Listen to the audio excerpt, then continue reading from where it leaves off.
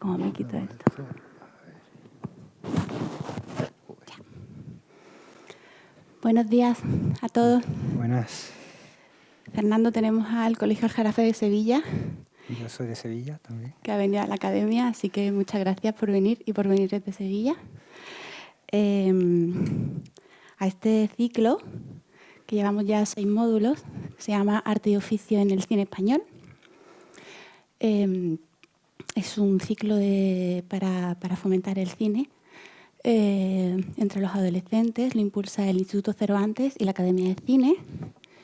Y son 12 módulos en los que queremos hablar de 12 oficios distintos con 12 cineastas, con la particularidad de que cada módulo está enmarcado en 2 películas, una clásica y otra contemporánea. En el módulo de montaje habéis visto ya, me han dicho, días contados, además que supongo que Rafa os lo habrá contextualizado con toda la época del terrorismo de ETA, que a vosotros igual ya afortunadamente os queda lejos. Pero Días contados, además de esa contextualización histórica que os han hecho, es una película rodada en 1994 por Imanol Uribe, pero tiene su base en una novela de Juan Madrid, que es un escritor, uno de los mejores escritores de novela negra, creo yo, que hay en España. Y en ese sentido, los personajes que traza Juan Madrid y que luego lleva a la película Imanol Uribe pueden resultarnos un poco más lejanos porque es un pistolero de ETA y una prostituta drogadicta, pero él hace como una intimidad, o sea, nos acerca a esa intimidad de los perdedores y de esa manera pues creo que el espectador empatiza también con los personajes, ¿no? A través de esa intimidad. Y ese tema de la intimidad creo que es el que enlaza bien con Viaje al cuarto de una madre, que se rueda casi 25 años después, en 2018, por Celia Rico, una directora sevillana, y que cuenta esa historia que acabáis de ver de una madre y una hija, que en este caso sería una historia de amor, y que además aborda uno de los pilares, creo yo, del mundo de los afectos, que es la renuncia al ser amado en favor de su propia felicidad, que es lo que ocurre con este personaje que interpreta Lola Dueñas, de la madre, dejando marchar en un momento muy duro, ¿no?, de pérdida, en el que necesita más que nunca la compañía de su hija y la deja marchar, ¿no? Días contados estuvo montada, porque de eso vamos a hablar hoy, de montaje, por Teresa Font, que es una de las montadoras más emblemáticas, más importantes del cine español, junto con Fernando Franco, que nos acompaña hoy, que tenéis el lujo de que vais a poder escuchar cómo realiza él su trabajo. Fernando es además director, premio Goya en 2014 por su ópera prima La herida, y creo que también es guionista, también hace un poco todos los oficios, o sea que nos va a saber enlazar muy bien. De todos los módulos que hemos visto hasta ahora, yo pienso que hay 3, que además los podéis ver tanto en el canal de YouTube del Instituto Cervantes como en el canal de YouTube de la Academia de Cine. Se están grabando todos los ciclos y de estos módulos que hemos visto, de los oficios, creo que los que más influyen en el trabajo de Fernando pueden ser el guión, por supuesto, porque es transversal en toda la película, la dirección de fotografía y la interpretación. Son como 3 oficios que aparentemente pensaréis que tienen que ver, ¿no? Pues de alguna manera se fusionan esos 3 oficios en el montaje. Aunque el montaje tiene muchísimas más vertientes, pues creo que, Fernando, podríamos empezar por ahí, ¿no? O sea, ¿qué ocurre en el guión? ¿Qué transformación opera en el guión desde que lo coge el director de fotografía, rueda toda la película, hasta que te llega a ti como montador, haciendo como especial hincapié en una cosa que sé que te importa, que es la interpretación actoral? Sí, buenos días. A ver, hay una frase así como bastante que se menciona muchas veces cuando se habla de cine y de escritura cinematográfica, y es que todas las películas se escriben 3 veces, ¿no? ¿Y a qué 3 veces se refiere esa frase, ¿no? La primera es como la más obvia, que es el guión literario. Una película de ficción normal generalmente es un guión que está escrito, que suele tener unas 90, 100 páginas. Se dice que cada página de guión más o menos equivale a un minuto en la pantalla, aunque no siempre es así.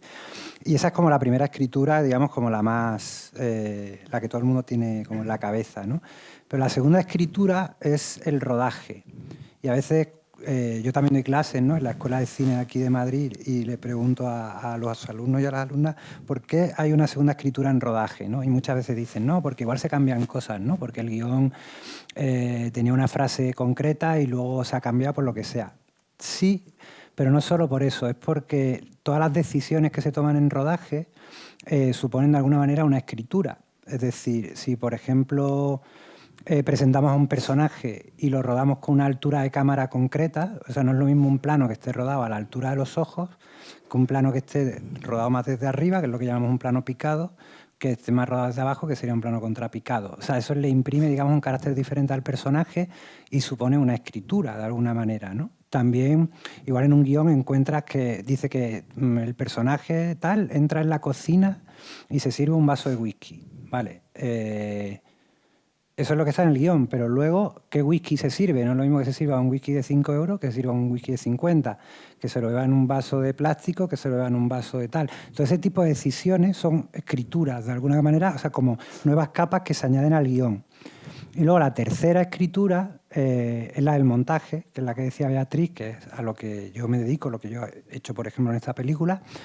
¿Y por qué es una reescritura? Porque tenéis que tener en cuenta que normalmente digamos, un guión, tal y como viene escrito, después se rueda, el guión es, digamos, un medio para generar un material. Yo siempre digo que cuando el material se rueda, el guión sale por la ventana, porque ya no sirve de nada. El guión puede decir misa.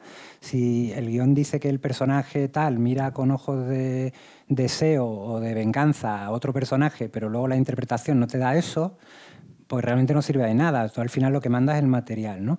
Y nosotros vamos trabajando mientras se rueda, cuando montamos, ¿no? O sea, lo que se rueda un lunes lo montamos un martes, lo que se rueda un martes lo montamos el miércoles, lo que se rueda así sucesivamente, ¿no? De manera que la directora, por ejemplo, en este caso Celia, ella está rodando y mientras ella está rodando yo estoy montando. Y yo estoy armando lo que se llama un primer corte de la película, como en el que respeto el guión. A pie juntillas, lo que dice el guión, aunque una frase no me guste, yo la monto. Aunque a nivel de estructura me parece que hay algo raro, yo lo monto.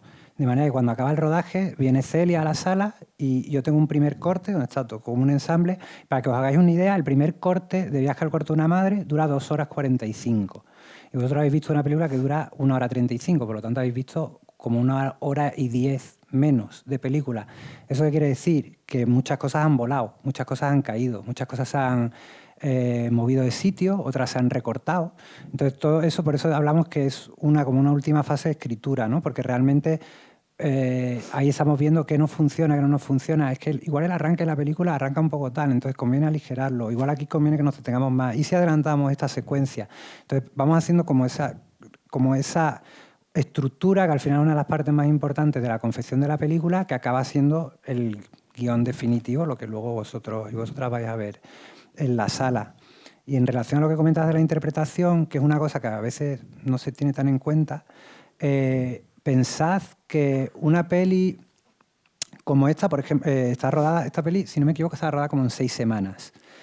Claro, habéis visto una película de 1 hora y media que está rodada en 6 semanas, quiere decir que algunas secuencias que habéis visto, que igual duraban 2 minutos, se rodaron durante una mañana entera, a base de hacer diferentes planos y diferentes tomas de esos planos. Nosotros, plano es cada punto de vista, digamos, que veis, y toma es cada repetición de ese punto de vista, que igual de repente de una toma se han hecho 8 tomas. Entonces, hay que tener en cuenta que, por ejemplo, las actrices de esta peli, Ana Castillo y la dueña, ellas hacen diferentes tomas, igual en algunas. Por ejemplo, el personaje de Lola, el personaje de la madre, igual puede tener una toma en la que ella está más, no sé, como más brusca con su hija, por decir algo, ¿no? Y en otra igual está un poco más suave. Y no es que una toma sea buena o una toma sea mala. Igual de repente estamos, para que os hagáis una idea, moviendo la secuencia de sitio y estaba concebida para que en ese momento concreto de la peli el personaje fuese un poco más brusco, pero al estar moviéndola decidimos que igual conviene bajarle un poco y que esté un poco más suave. Entonces lo que vamos haciendo de alguna manera es construyendo la interpretación de actores y actrices y construyendo los personajes conforme estamos montando. Es como si tuviésemos, como el que dice, como el que tiene un regulador y dice, estás haciendo una prueba de sonido y dices, quiero un poco más de graves, quiero un poco más de agudos, quiero un poco más de tal. Entonces vas como colocando al personaje como un poco en su sitio, ¿no? O sea, vas como... Por eso hay una frase de Walter Benjamin, el filósofo, que decía que la interpretación de los actores de cine nunca existió, jamás. Es una construcción total. Y efectivamente lo es. Bueno, es como una interpretación poliédrica que os ofrecen, ¿no?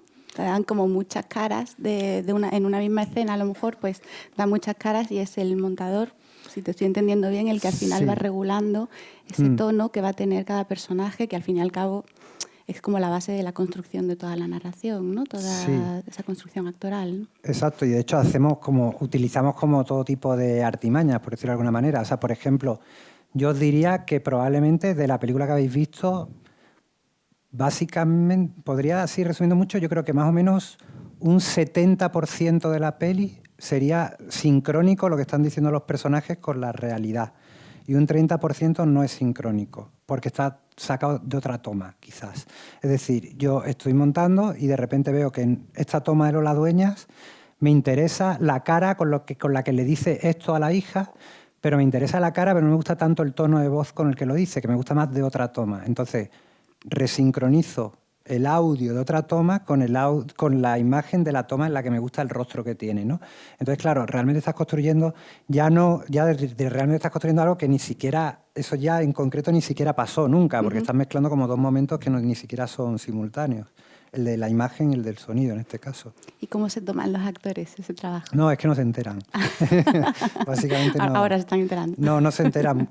Yo también he dado clases como de montaje con actores y actrices y tal, y muchas veces como que no se dan tanta cuenta de realmente el nivel de intervención que hay en este sentido, ¿no? O sea, ellos están trabajando, ellos están como proporcionando un montón de material, de materia prima, pero claro, luego al final hay una purga importante y en ese trabajo es donde vamos como construyendo una ilusión de continuidad en el fondo, porque lo que habéis visto tiene una ilusión de continuidad que en la realidad no es así. O sea, la película ni se rueda cronológica, ni los planos de las secuencias se ruedan en orden. Hay lo que se llama retakes, que son planos de una secuencia que se rodaron igual 2 semanas después de esa secuencia porque se decidió por lo que fuese, pero digamos que el espectador de cine cuando compra la entrada de alguna manera como que asume ese contrato, ¿no? De creerse como que hay una cierta continuidad y cuando en realidad no la hay.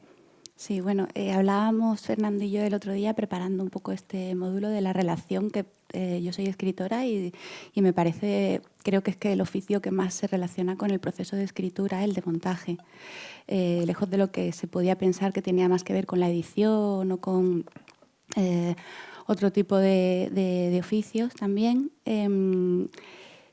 Por cierto, tenéis un micrófono que lo tiene María ahí. Tenemos micro abierto. Si queréis durante la charla hacer cualquier comentario, pregunta, tal, podéis. Vale. Bien. Bueno, ya tenemos una.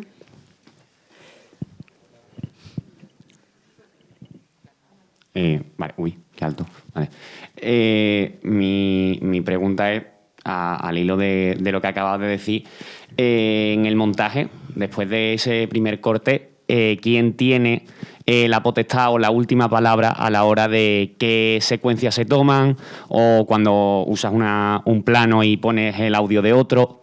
Todo ese tipo de decisiones, ¿tiene la potestad el propio montador o es el director o el productor de postproducción o lo que sea? Vale, esa es una pregunta que surge mucho. Bueno, el director de postproducción, que es una figura que has mencionado, por si no sabéis a qué se dedica el director de postproducción, es como un poco a coordinar todas las fases que tienen que ver con la postproducción y no tiene tanto una intervención creativa en el proceso de la peli, ¿no? Sino más bien tenemos que ir a mezclar la música a Praga, pero la orquesta no está disponible, este tipo de cosas, ¿no?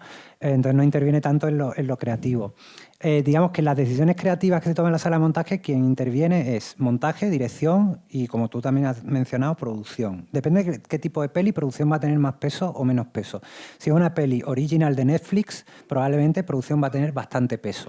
Pero si es una peli como Viaje al cuarto de una madre, que es una peli como más autoral, directora novel, pero como un proyecto suyo personal, probablemente la directora, digamos que producción va a estar bastante de acuerdo con lo que quiera proponer la directora, a no ser que sea una locura, ¿no?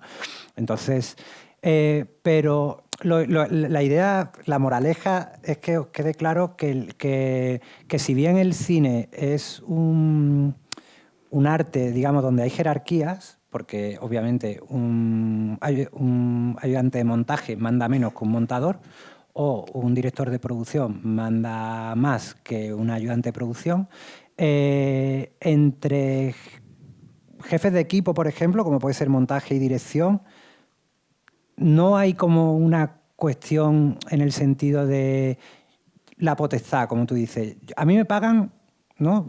Por defender, porque se fían de mi criterio para esa peli.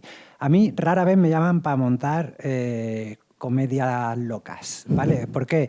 Porque igual yo soy más afín a un tipo de peli como esta, ¿no? Y hay otra gente que es más afín a otro tipo de peli. Entonces mi criterio quizás sea más válido para trabajar una peli como esta que una comedia que igual otra persona lo va a hacer mejor, ¿no? Entonces, como yo entiendo que a mí me pagan porque tengo un criterio X y defenderlo, yo lo defiendo. Es decir, yo le digo a la directora, oye, Celia, yo creo que esta toma me parece mejor que esta otra, ¿no? Y ella me dirá, pues yo no estoy de acuerdo, y ahí hablaremos. Pero yo entiendo la sala de montaje como un punto de encuentro para el diálogo, para que charlemos. La última palabra la va a tener ella, pero va a tener en cuenta lo que yo diga. Para que te hagas una idea, por ejemplo, esto que voy a decir, hay una cosa que se llaman partes de script. ¿Sabéis lo que son los partes de script? Son los partes donde el script o la script en rodaje pone qué tomas son buenas y qué tomas son malas y tal, ¿no? Y esto supuestamente es una herramienta muy útil para montaje, porque a ti te llega a la sala y tú ves ahí y dices, bueno, la primera es buena, la cuarta es buena, y la primera nunca te la suelen poner como buena, pero bueno, la última te la suelen poner como buena siempre y alguna otra por ahí, ¿no? Entonces, nosotros metemos todo en el Avid, en el Premiere, en el software que sea donde montamos la película. Se mete todo, no se mete lo bueno, lo malo, todo. Yo tengo una amiga sevillana que tiene una productora que se dedica a hacer cosas con material encontrado, y el logotipo de su productora es un cerdo ibérico, porque dice que el material es como el cerdo ibérico, que todo se aprovecha, si no es para hacer croquetas, es para hacer embutido, ¿no? Y pasa un poco eso, que nosotros realmente aprovechamos material, un audio de aquí, una cosa de allá, o sea, podemos como utilizarlo y reciclarlo todo, ¿no? Yo el parte script no lo uso. Para que os hagáis una idea, yo el parte de script, tal y como entra por tal, ahora ya siempre llega en PDF, yo no lo abro. Entonces yo me veo todo el material y yo monto lo que yo considero que es lo mejor. Y luego de repente igual llega la directora y me dice, oye, Fernando, ¿has montado la toma cuarta cuando la buena es la séptima? Y yo digo, pues sí. Y me dirá, ¿por qué? Y entonces yo le diré, por esto y por esto. Y ella me dirá, pues es que yo pienso que es mejor esta otra por esto otro. Y entonces ahí se entabla un diálogo que si yo no monto lo que yo considero que es lo mejor, sino que yo sigo a pie juntillas lo que pone el parte de script, ese diálogo no va a ocurrir. No vamos a poner en cuestión nunca lo que ya en rodaje se dijo que era bueno o que era malo, ¿no? Y por lo que os decía también, porque una toma es buena para una cosa y es mala para otra, y viceversa, ¿no? Entonces, no es tanto, o sea, todo se habla. Al final va a prevalecer la opinión de quien dirige, muchas veces con dudas también. O sea, muchas veces tienes que apostar por algo. No son ecuaciones, no es x cuadrado más no sé cuánto sale tanto. Tú de repente apuestas por algo y dices, esta opción creo que funciona. Ya, pero es que está tan bien. Tienes que tener en cuenta también que sacrificas cosas siempre. Dices, esta es la mejor toma por interpretación, pero a nivel técnico no está muy bien. Entonces tú te pregunto a ti, ¿qué harías prevalecer? ¿Un elemento técnico o la interpretación? Muy bien, eso es lo que tienes que hacer. Eso es lo que tienes Eso es un buen principio. Claro, porque tú estás trabajando, tú estás montando para un público. Vosotros habéis llegado hoy aquí a ver Viaje al cuarto de una madre. Me imagino que probablemente nadie la había visto antes y me imagino que probablemente nadie sabía ni de qué iba a ver, probablemente, ¿no? Y habéis sentado y la habéis visto. Yo tengo que pensar que cuando estoy montando para una experiencia como esa. Alguien que llega a una sala de cine, se sienta y ve una película por primera vez. ¿El problema cuál es? Que a mí no me ocurre eso. Yo me he pegado 4 meses montando la película. Entonces, yo me sé todas las tomas de memoria, todas las decisiones que he tomado de memoria. Sé que el corte viene dentro de 5 segundos y va a entrar Ana Castillo por la derecha y va a decir no sé qué, lo sé todo, ¿no? Entonces, yo lo que tengo es que intentar crear una cierta distancia con el material, que es muy complicado, y trabajar para ese primer visionado. Entonces, para mí, siempre cuando monto, mi brújula es el público. Entonces, el público cuando sale de una sala, ¿qué dice? ¿Qué bien está Ana Castillo o qué bien estaba el foco de la película? Qué bien está Ana Castillo. Entonces, claro, como nadie se va a fijar tanto en elementos periféricos, técnicos, como que si está rozada de foco, está no sé cuánto, sino que lo que va a prevalecer es que Ana Castillo esté bien y que le guste a la gente cómo está Ana Castillo, yo voy a primar una toma por interpretación que por una cuestión técnica. Muchas veces habéis ido al cine, os debe haber pasado, y habéis visto una película, un actor, una actriz que os gusta mucho y de repente decís, joder, en esta película no estaba tan bien, fulanito o menganita. Normalmente está de 10 y en esta película está de 8. Y la pregunta es, o igual no está muy bien montada, igual los criterios que han primado a la hora de decidir según qué cosas no han primado la interpretación de este actor o esta actriz, sino otro tipo de cuestiones y hacen que no esté tan bien. Pero igual sí que realmente con otro tipo de montaje sí que estaría mejor, sí que estaría de 10. ¿Vale?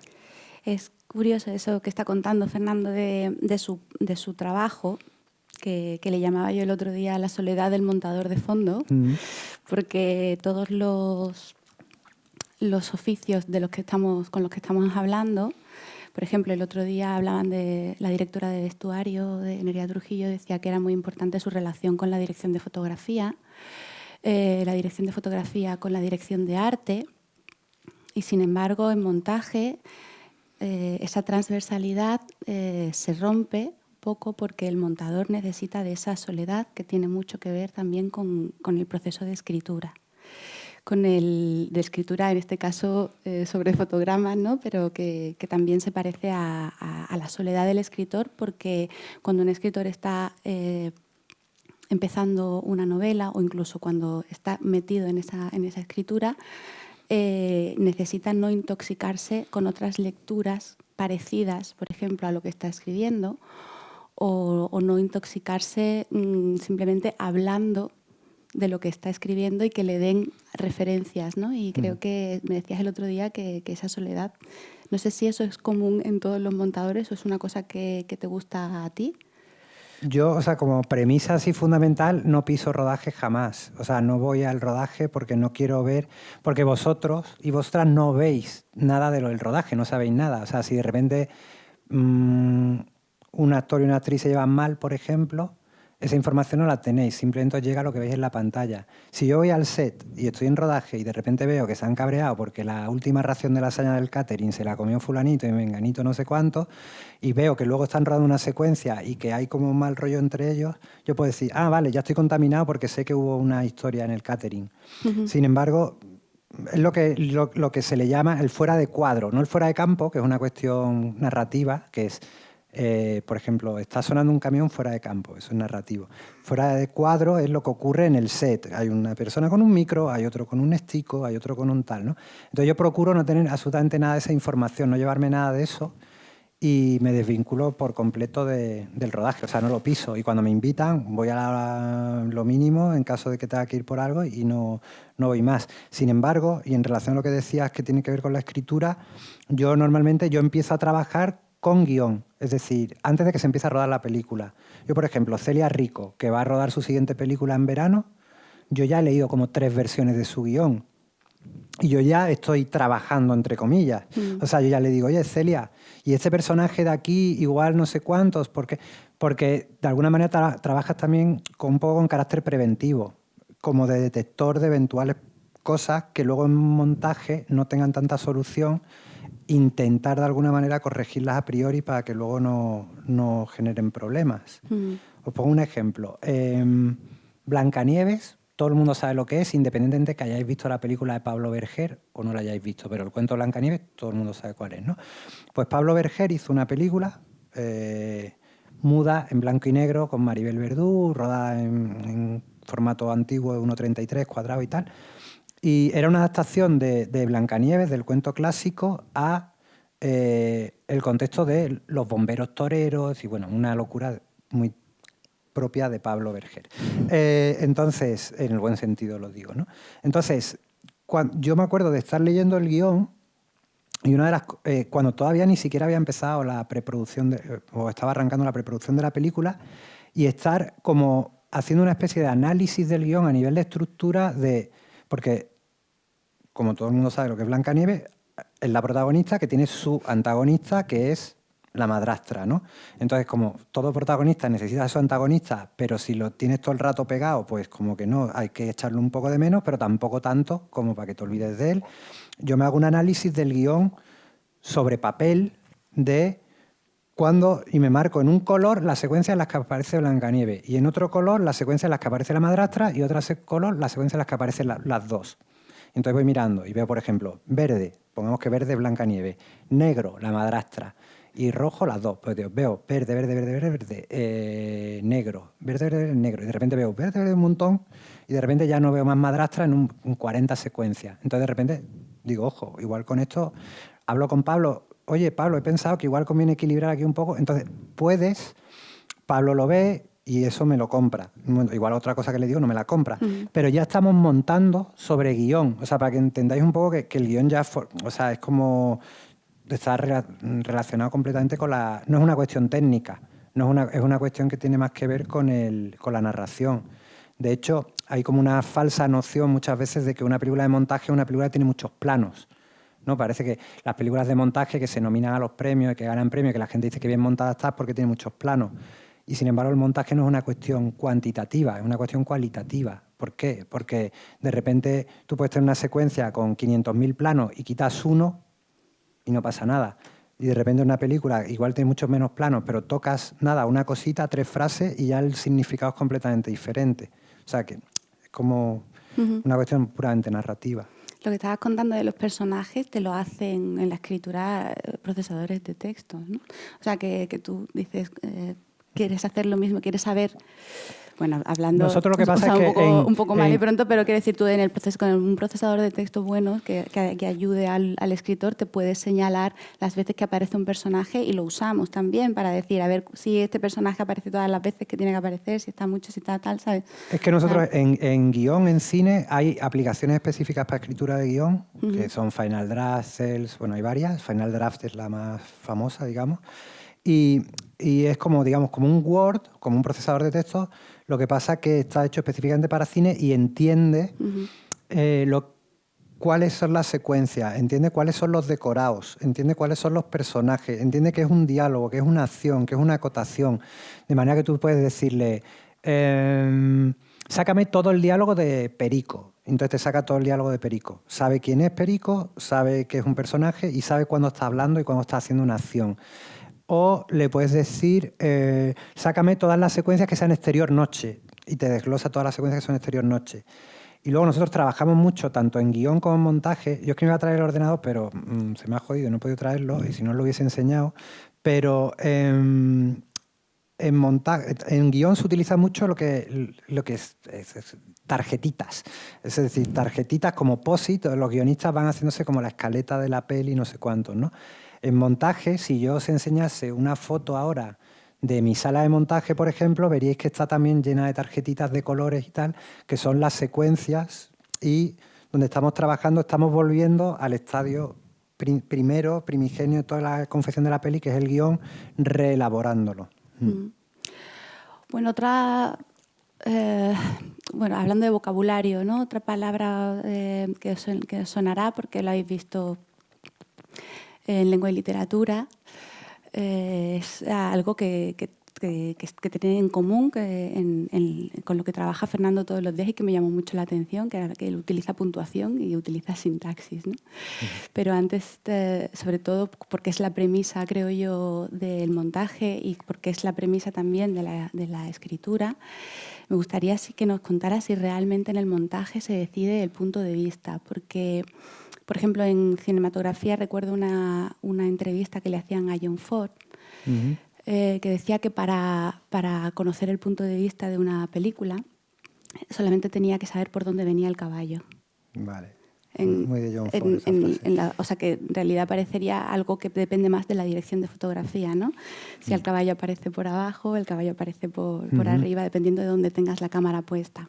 Sin embargo, en escritura, en literatura, el punto de vista tiene más que ver, y eso lo decía Valle Inclán, cuando él sabía si miraba a sus personajes desde arriba o si miraba a sus personajes a los ojos, sabía cómo iba a ser una historia, ¿no? El punto de vista es, como habréis estudiado, supongo, cómo se cuenta una historia, desde dónde se cuenta, quién lo cuenta. En una película, ¿quién establece ese punto de vista? Porque es fundamental para el tono también de la película.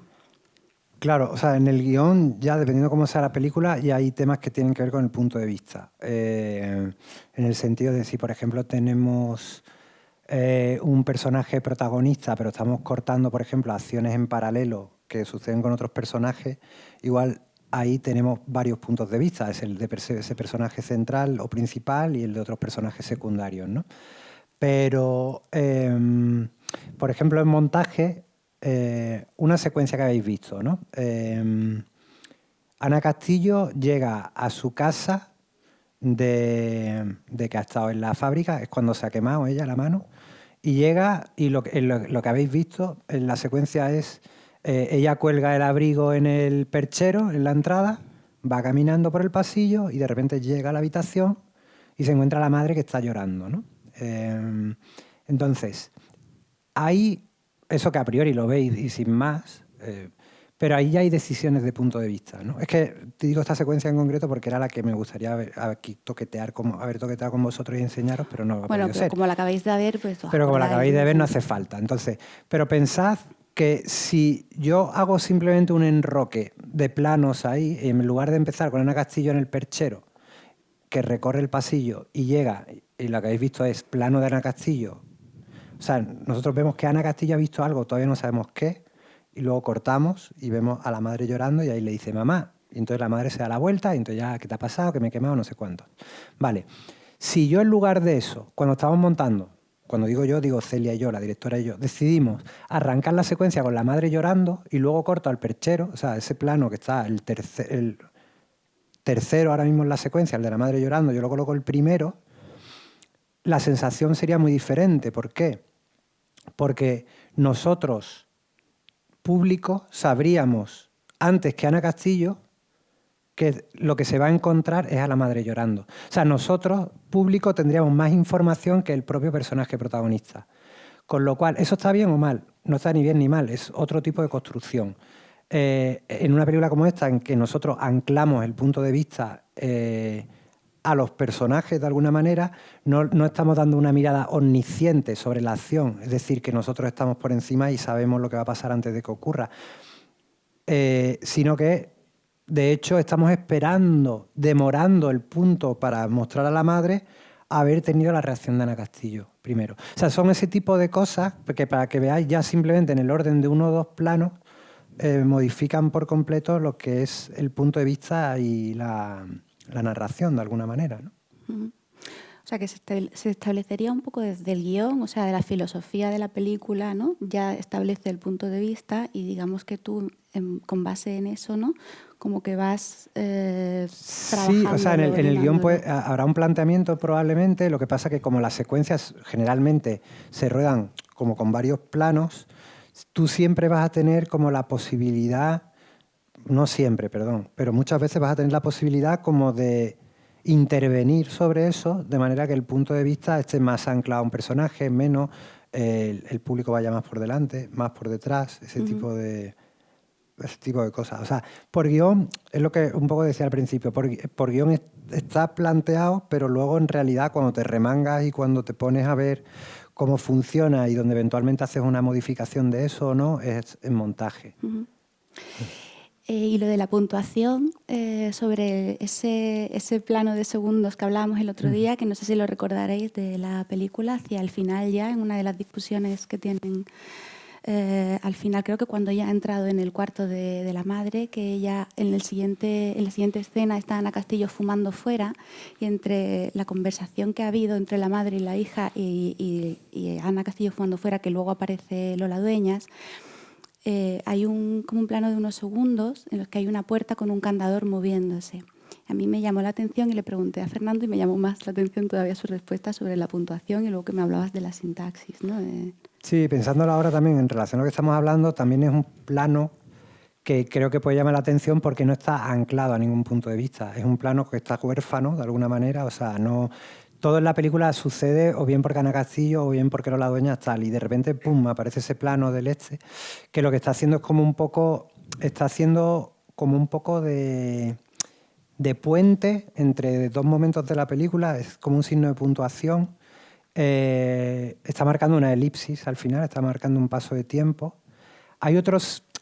se habla mucho, cuando se habla de signos de puntuación en cine y en montaje, se conecta mucho lo que es el punto y aparte, la coma, todo esto que tiene que ver un poco con los signos de puntuación a nivel de escritura, con fundidos a negro, corte a negro, encadenados, etc. Por ejemplo, en la peli hay un corte a negro en mitad de la peli, así, boom, corta a negro, aguanta el negro varios segundos hasta que entra la siguiente secuencia con Lola Dueñas, ¿no? Entonces eso es como claramente, no es como un punto y aparte, es directamente Es como capítulo, un cambio ¿no? de O sea, capítulo con 2 páginas en blanco en medio, ¿no? Sería el equivalente en un libro. Porque de alguna manera también cuando estamos montando, yo siempre digo esto, que es que el cine está hecho de tiempo, ¿no? O sea, la materia prima del cine para mí es el tiempo, no es tanto imagen o sonido, es que eso transcurre en el tiempo. Es decir, tú llegas a una sala, arranca un proyector, tú ves una película de 1 hora y media, se acaba y te piras a tu casa. Pero, digamos, una experiencia temporal sobre la que no tenéis control de ningún tipo. O sea, el control que tenéis es que os podéis levantar y os podéis marchar, o lo que sea. O que podéis quitar la película si estáis en casa viéndola, pero en realidad no tenéis control sobre el tiempo de las imágenes. Es decir, si a vosotros os gusta mucho Lola Dueñas o Ana Castillo y queréis verla más en la película, no la vais a ver más que lo que sale. No es como yo me voy al Museo del Prado, ayer estuviste, no, creo que estáis por aquí haciendo cosas por Madrid, ¿no? Pues si os han llevado al Museo del Prado o no. Sí, vais al Museo del Prado, Jardín de las Delicias, del Boscoider, pues me gusta, me quedo un rato a verlo. No me gusta, me marcho. O me pongo a mirar, digo el Jardín de las Delicias porque te puedes pegar 6 horas, pero te puedes pegar media vida mirándolo, ¿no? E ir fijándote en los detalles, e ir tal... Aquí en la peli, digamos, el tiempo que tienes para poder ver un plano es el tiempo que dura el plano, que es la dictadura del montaje, de alguna manera, que es que el tiempo viene ya determinado, ¿no? Entonces, a veces para bien, a veces para mal. A veces un error, por ejemplo... ¿Os ha pasado alguna vez que viendo una peli, de repente, un ejemplo típico, hay lo que llamamos un plano inserto, o sea, un plano detalle de una carta y hay que leer lo que pone ahí, y de repente se ha quedado más corto de la cuenta, o sea, no os ha dado tiempo a leerla y es como medio frustrante. Entonces dices, joder, si me han puesto el plano de la carta para que yo lea lo que pone ahí, a priori sería para que lo leyese y sin embargo no me ha dado tiempo y tampoco soy ni el más tonto de la clase que leo tan lento. O sea, que realmente... ¿Qué ha pasado? Pues probablemente que quien haya montado la película, como sabe perfectamente lo que pone ahí, cada vez que entra el plano ya sabe qué es el sentido, qué es lo que pone exacto, siempre le parece que el plano está largo porque lo lee mucho más rápido que el que llega de nuevas. Entonces ha ido reduciendo el plano y de repente el plano se ha quedado corto. Y sobre eso no tenéis capacidad de intervenir. Si el plano está corto y ya. Lo que está hablando Fernando es de ritmo. Sí. Básicamente en el cine, que es importantísimo y que creo que es pilar de tu trabajo también, establecer el ritmo. En literatura también el ritmo no tiene... bueno, tiene mucho que ver con las acciones, con los giros de guión, con un final abierto, con un final más cerrado, ¿no? Pero el ritmo se construye también con el lenguaje, ¿no? En literatura y en escritura pues se construye si decides escribir frases cortas sin adjetivación, si decides hacer una descripción larga con muchas subordinadas o si decides hacer un capítulo en el que casi todo es guión, estás estableciendo el ritmo, ¿no?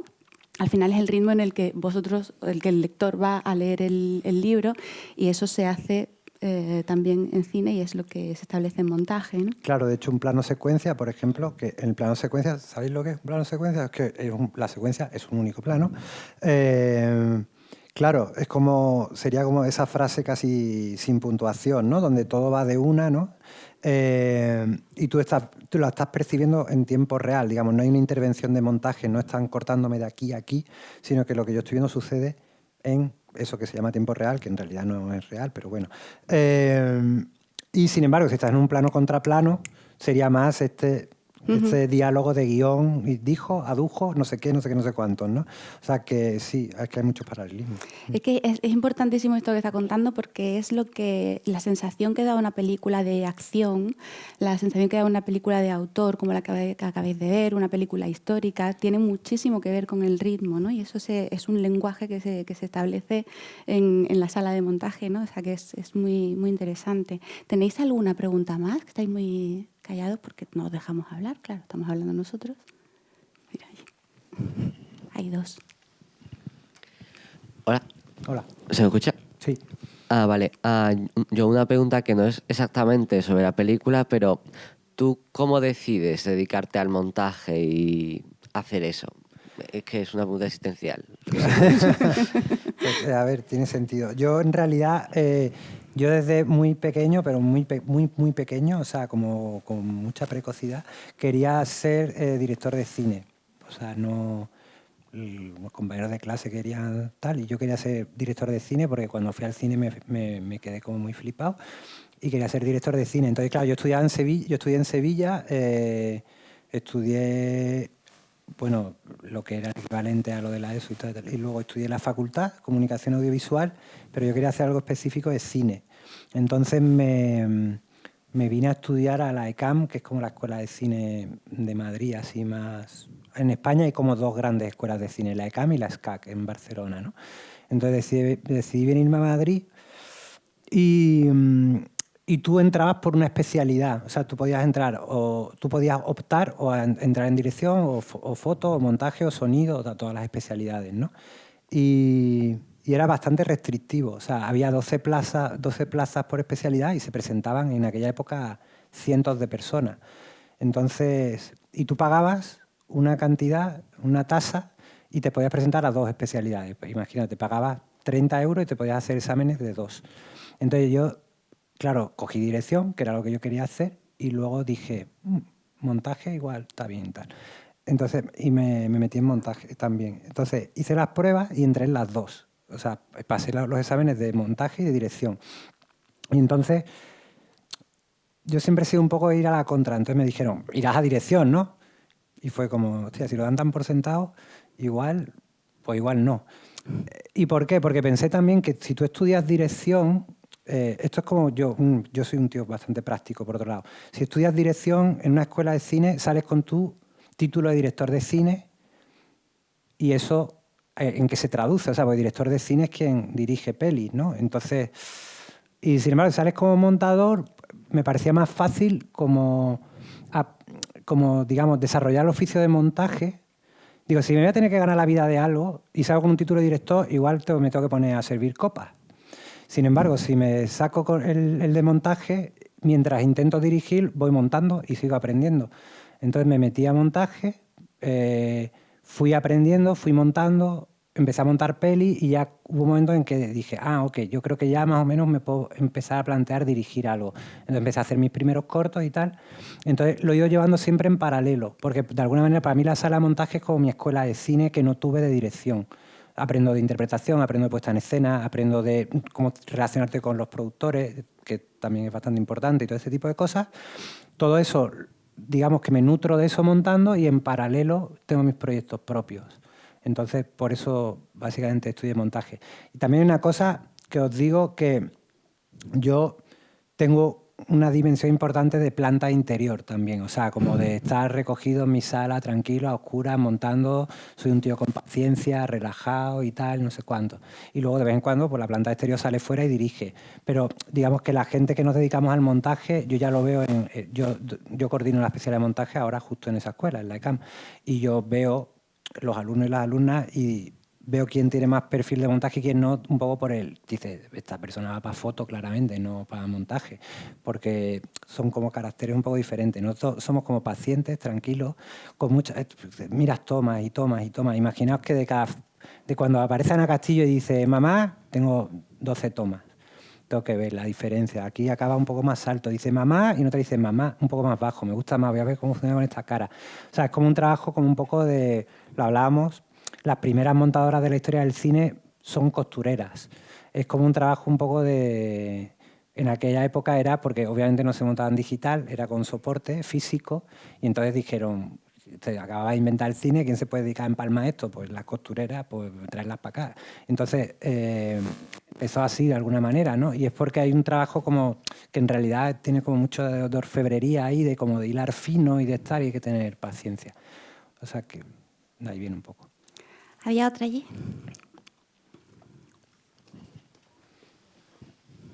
Buenas, ¿no se escucha? ¿Se escucha? ¿Se escucha? Vale.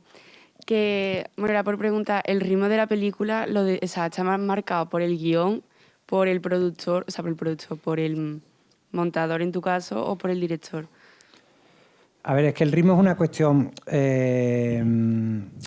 o sea, ya el hecho de que ellas hablen con una cadencia determinada ya es ritmo. Es decir, si Ana Castillo habla más rápido o habla más lento, eso ya es ritmo. Y eso ya va a estar en el propio material. Y yo sobre eso tengo una cierta capacidad de intervención, pero claro,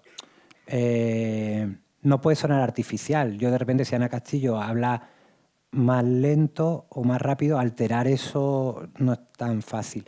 Entonces, eso vendrá. Es una mezcla de la propia interpretación suya con las directrices que haya marcado dirección, en este caso Celia, que le ha dicho, no, aquí lo quiero un poquito más tal, un poquito Pascual. ¿Qué es lo que pasa? Que luego sobre eso sí hay una capacidad de intervención. Eso es lo que tiene que ver con la cadencia, digamos, de la propia interpretación. Pero luego, si por ejemplo, la secuencia que podríamos decir que da un poco título a la película, aunque todo... Pero Viaje al cuarto de una madre, hay una secuencia en la que ella va al cuarto de la madre, ¿no? Literalmente. Hay una bici estática y está el acordeón y está... Pues tú piensas que igual yo en esa secuencia tengo más acciones de esas que hay. O sea, yo puedo tener el acordeón, puedo tener la bici estática, puedo tener que coger una nota de tal, puedo tener que se tumba en la cama, puedo tener... Tengo como una cantidad X de planos que en función de... Yo puedo montar 8 de esos planos muy rápido, 8 de esas acciones muy rápidas, ponerlas en la bici estática, cogiendo una nota, no sé, y meto como mucha información en poco tiempo, le doy un ritmo rápido, o puedo intentar detenerme y no poner tantas, pero las que ponerlas un poco más largas, generando una cadencia un poco más lenta, intentando transmitir un poco el tedio del personaje, que esto es complicado, porque tienes que intentar transmitir el tedio del personaje intentando no aburrir. Y a mí me decís, pues yo me he aburrido, no lo has conseguido, pues vale, puede ser. Pero digamos que la intención es intentar construir de una determinada manera, entonces es como si tú tienes como un chicle del que tú tiras y que llega un momento que se te puede romper. Entonces es un poco una conjunción de elementos el tema del ritmo.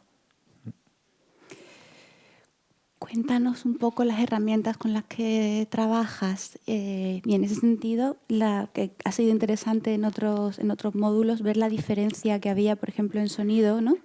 Que nos estuvo contando Nacho Arenas, pues, cómo era el sonido al principio del cine, cómo era hace 30 años y cómo es ahora. Y yo creo que en montaje igual también es interesante de cara a lo estrictamente que atañe al oficio, ¿no? Tanto a las herramientas como cómo se hacía antes y cómo se hace ahora. Ahora todo es digital, o sea, como todo. O sea, que realmente a mí me llega... O sea, es que no hay prácticamente nada físico. O sea, el ayudante de montaje descarga el material de un FTP, o sea, está en la nube el material directamente. O sea, todo digital. Trabajamos con software de edición específico, que no sé, Premiere igual os suena, ¿no? O sea, es que claro, no sé hasta qué punto trabajáis con eso en lo vuestro, pero Premiere, que es como un clásico, Avid, Final Cut, hay más, ¿no? Pero los más eso ahora mismo son Avid y Premiere. Entonces, que son lo que se llama sistemas de edición no lineal. ¿Por qué? Porque yo puedo trabajar, no pongo un plano y luego pongo otro y luego pongo otro. O sea, yo puedo estar montando una parte de la secuencia, luego poner otra cosa por delante, ir probando, etcétera, ¿no?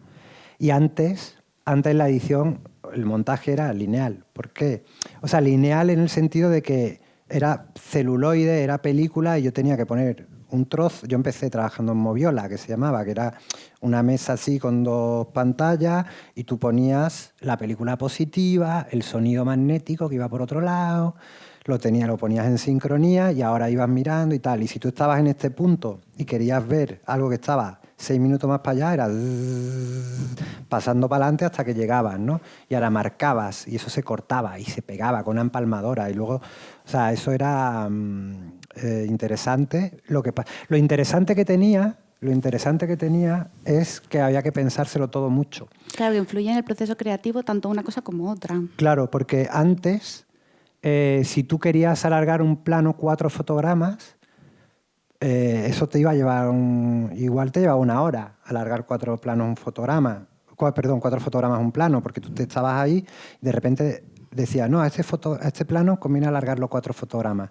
Entonces tenías que decirle el número de plano al ayudante de montaje, tenía que subirse una escalera, buscar la lata en concreto que fuese, sacar el material, buscar el tal, buscar los 4 fotogramas, dártelo, ponerlo y ahora que no funcione. No es undo. O sea, ahora otra vez haga eso, vuelve a poner, otra vez a la lata, otra vez a la estantería, otra vez la escalera. Entonces, te lo pensabas todo mucho y eso está bien. Igual que antes, cuando tirabas una foto, te lo pensabas. Ahora con un móvil tiras 38 y alguna estará bien, en alguna no habrá cerrado los ojos. Antes tenías que estar un poco más al pesquete de en qué momento hacías la foto o de si ibas a alargar 4 fotogramas o no. Lo bueno que tiene lo de ahora, pues que te permite ver 3 versiones de lo mismo. Montas una versión de una manera, otra versión de otra versión de otra, miras y dices, no, esto funciona mejor así o funciona mejor asado. Yo, por ejemplo, en Viaje al cuarto de una madre, la primera secuencia, que diréis, hay igual es larguito, ¿no? El plano del sofá con las dos ahí y tal, no sé cuánto. Pues ese plano, o sea, esa secuencia, Celia rodó 4 planos, en realidad. Rodó el plano que habéis visto, el plano general del sofá, donde están ellas dos en el teléfono y se levanta. Rodó otro plano en el que Lola, del teléfono, donde Lola Dueñas cogía el teléfono y hablaba con la madre y tal. Rodó otro plano corto de Ana Castillo y rodó una panorámica entre las dos. Entonces cuando yo recibí el material, que aparte, curiosamente, fue lo primero que se rodó en la película, la secuencia 1, que no es algo habitual, cuando yo recibí el material dije, joder, aquí hay muchas secuencias posibles, ¿no? Y a mí la que más me gustaba era en un único plano, porque dije, los arranques son un poco una declaración de principios y de intenciones y me parece bien como arrancar con ese único plano, como si fuese un plano secuencia, que marca un poco el ritmo y el tiempo de la peli. Tú puedes decir, sí. qué lento, qué tal, pues vete. O sea, estás a tiempo, ¿no? O sea, es el arranque de la peli. Lo decimos desde el principio, ¿no? Claro, desde el así. principio ser claro y cristalino de cómo es la peli, ¿no? Y entonces, pero como yo no tenía tan claro qué es lo que iba a querer Celia y ella estaba rodando, yo me acuerdo que monté como 10 versiones de esa secuencia diferentes. Con el único plano, con 2 planos, con 3, con plano contra plano, con no sé cuánto. Monté las 10 y sin ningún orden en concreto, yo teniendo mis favoritas, pero sin ningún orden se las mandé por WeTransfer y le dije, míratelas y ordénamelas tú por tu orden de preferencia, para saber un poco por dónde quería ella llevar la peli. Y ella justamente cogió la primera, la del plano secuencia. Entonces dije, vamos bien, estamos como pensando en sintonía, ¿no? Pero para que veáis que también muchas veces montar es no montar. O sea, igual tengo 4 planos y puedo hacer una secuencia de 4 planos y la decisión de montaje es justamente dejarlo en uno solo, ¿no? Claro, sí, bueno. Entonces, claro, estar trabajando en digital a mí me permite montar 8, 10, 12, 14 versiones, mandársela a la directora y que ella me diga. Podría tener que ver con, bueno, es un tópico sobre la escritura, que dicen que hay escritores de mapa y escritores de brújula, ¿no? Entonces, a lo mejor podía ser esa dicotomía entre lo analógico y lo digital, ¿no? Que antes realmente tenías que tener muy claro lo que ibas a hacer, ¿no? Entonces era como más mapa, ¿no? Claro. Y ahora puede ser que el proceso creativo en general, en tu oficio, en el montaje, pero en muchos otros oficios creativos, es más de brújula, ¿no? Porque tenemos tanta información, tenemos tanta contenido a nuestra disposición, que al final se trata de dónde buscas, cómo buscas, lo que seleccionas, ¿no? Y es muy de prueba-error también lo nuestro. O sea, es de probar una cosa, no funciona. O sea, tenemos un problema en esta secuencia, la remontamos y de repente hemos arreglado ese problema y hemos creado 3 en otro lado. Entonces, ahora a ver cómo puedo mantener esto que me solucione algún problema y solucionar los otros 3 colaterales que han surgido. Entonces, como muy de tanteo, de ir para adelante, ir para atrás, ir para adelante, ir para atrás, ¿no? No sé si es brújula o mapa, pero es como muchas veces como dar vueltas en círculos sobre uno mismo. Incluso laberíntico, sí. ¿no? Bueno, podemos ir terminando, pero yo creo que igual tenéis alguna duda más. ¿Alguien tiene alguna pregunta? Sí. 2. Bueno, se me escucha, ¿no? Hablabas antes como has tenido una sintonía desde un primer momento con la directora de esta película. ¿Ha habido alguna vez en la que haya sido todo lo contrario, te hayas llevado bastante mal con la directora y no hayáis conectado demasiado y por el resultado la película haya sido algo que tú personalmente no te guste? Sí. Sí, o sea, me ha pasado de irme de alguna peli me he ido, de alguna otra peli me han echado. Y hay pelis en las que sin irme y sin haberme echado, hay cosas con las que no estoy muy de acuerdo. Pero así es la vida. O sea, me refiero que lo ves muchas veces, yo hay cosas por las que peleo más que por otras. O sea, no te puedes quemar a lo bonzo por cada decisión de la peli. O sea, no puedes quemarte a lo bonzo por esta toma o por este no sé cuánto. Pero para mí hay cosas que sí son como muy importantes, a las que yo doy especial importancia y por esas sí me suelo pelear, en el buen sentido, o sea, suelo pelearlas más bien. O sea, entonces, a veces no se puede. Y yo hay directores y directoras que son súper amigos y tal, y todo bien, pero que yo todavía digo, joder, es que en aquella peli igual esto que hicimos hubiese estado mejor de esta otra manera. Pero hay otras en las que la falta de entendimiento ha sido tan bestia que lo mejor ha sido que no seguir trabajando en la peli, porque aparte es lo mejor para la peli. Si no hay una sintonía, es como que no... O sea, tenemos que estar tocando la misma melodía un poco. Y si tú estás por los Beatles y el otro está por Camarón, igual. Luego eso no... Entonces lo mejor es no... A mí me ha pasado... como os decía antes, yo sobre guión ya opino, ¿vale? O sea, sobre guión ya empiezo como a comentar cosas, como el ejemplo que os ponía Blancanieves o lo que sea. Y yo igual de repente leo un guión y luego me siento con el director o la directora y le digo, tengo estos comentarios, igual tengo, imagina, 20 comentarios. ¿Me van a comprar los 20? No. Igual me compran 4, ¿vale?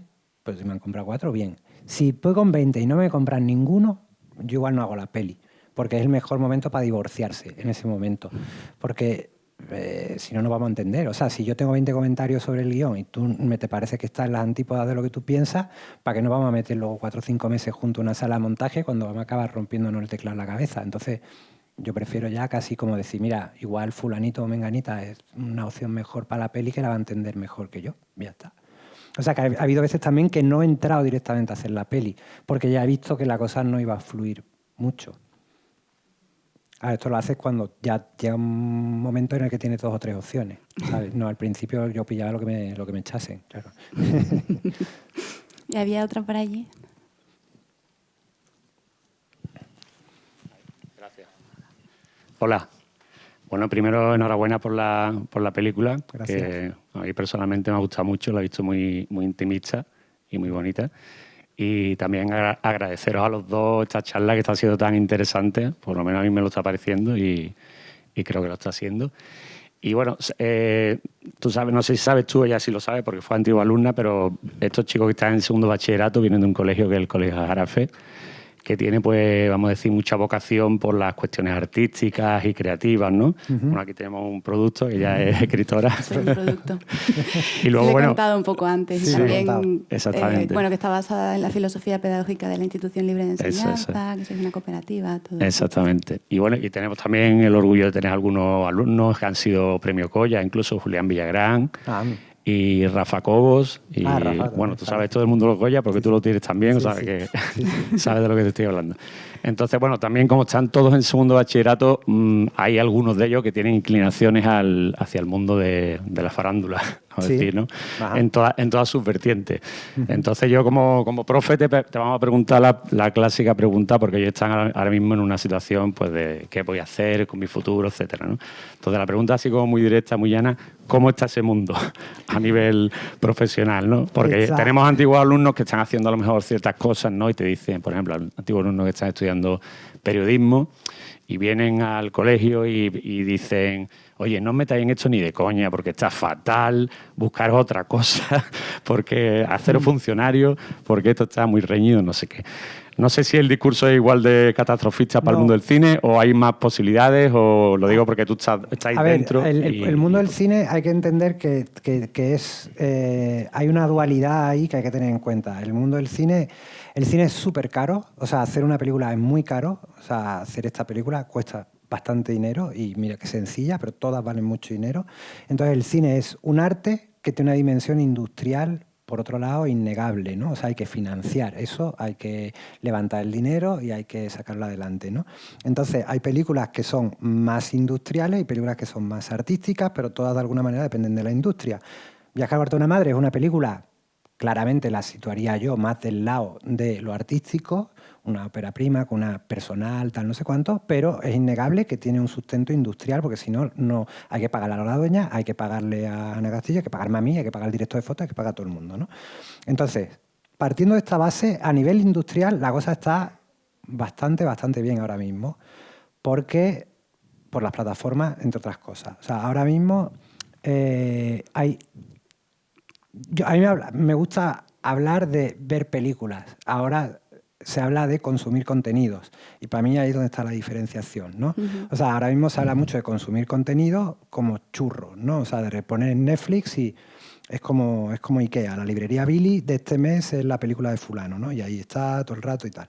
Entonces, hay mucho curro. De hecho, yo voy a rodar una película mía, dirigida por mí, ahora en febrero, y hemos tenido que adelantar el rodaje, adelantarlo, que es lo contrario a lo que se hace siempre, porque no conseguíamos montar equipo, el equipo que queríamos tener para la peli, porque en marzo y abril están todas las series, todos los originales de todos los tal, porque es cuando hace mejor tiempo y todo eso, y es cuando rueda todo el mundo, ¿no?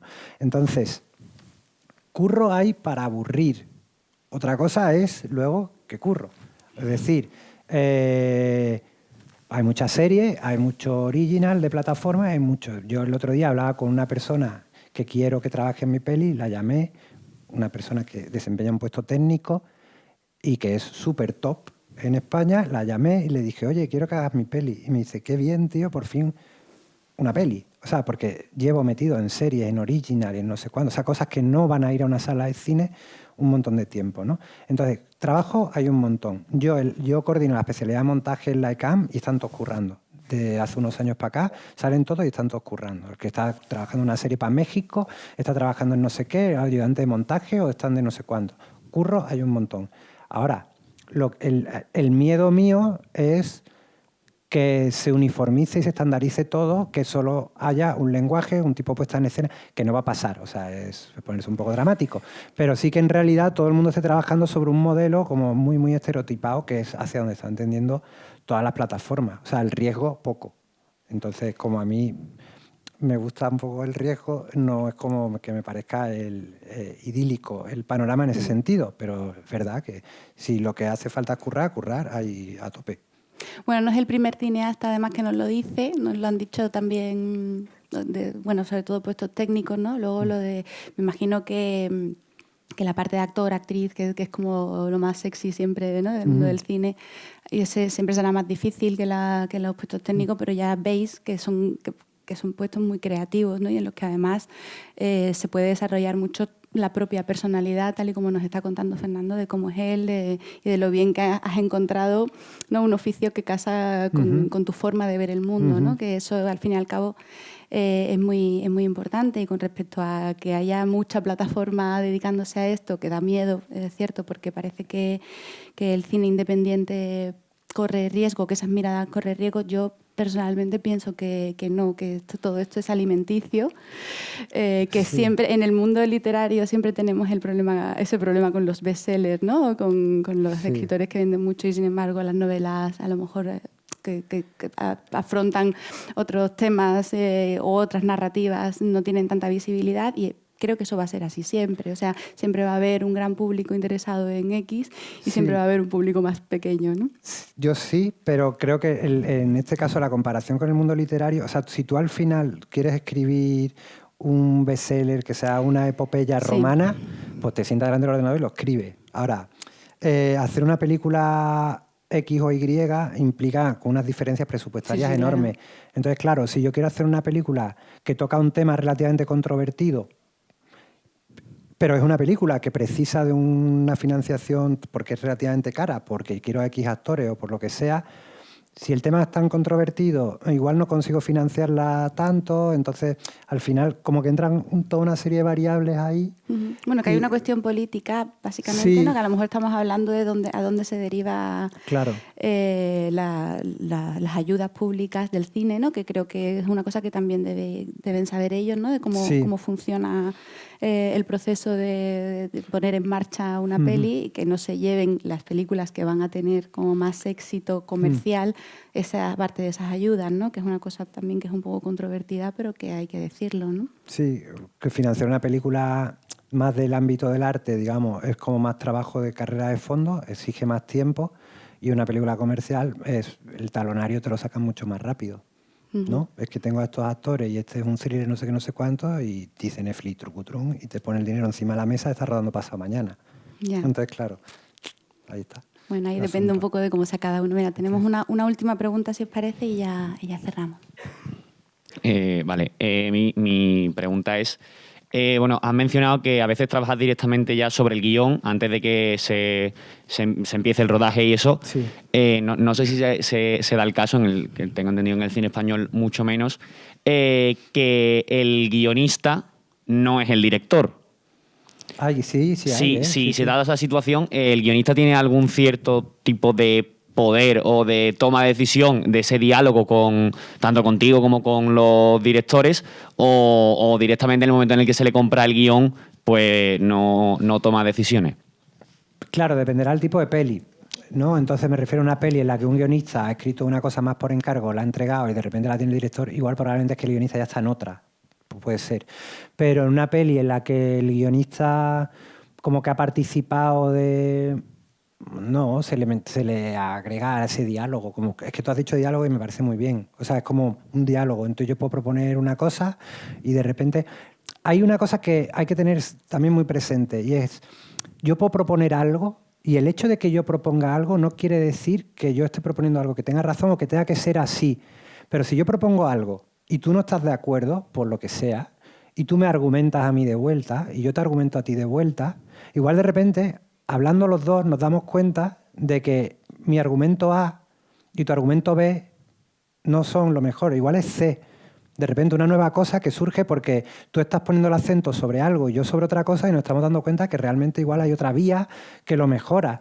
Entonces por eso hablo también de prueba-error. O sea, no hay que ir a hacer diana. Yo cuando hago un comentario sobre algo es como para plantear un debate también, no para acertar en la diana, en el centro, ¿no? Entonces, a partir de ahí se entabla un diálogo y ahí, bienvenido quien sea. Yo siempre digo que si yo estoy y tal y de repente escucho al del catering decir, pues ese plano que acaban de rodar yo no me lo he creído mucho por no sé qué, yo me acerco y le pregunto, ¿por qué no te lo has creído? No, es que claro, es que yo he estado rodando en un hospital y de repente he escuchado a una enfermera detrás diciendo, pues porque hablan tan bajito, si están todos anestesiados en la secuencia, ¿sabes? Y claro, dice, claro. Entonces de repente, venga usted para acá, ¿cómo harías esto? Tal, no sé cuándo. O sea, cualquier persona te puede aportar algo dentro del proceso creativo y no hay como que jerarquizarlo todo a tope. ¿Vale? Bueno, pues si no hay ninguna más, terminamos aquí, ¿te parece, Fernando? Muchísimas gracias por acompañarnos A y ti por y a iluminarnos vosotros. en el montaje y gracias a vosotros también. Gracias.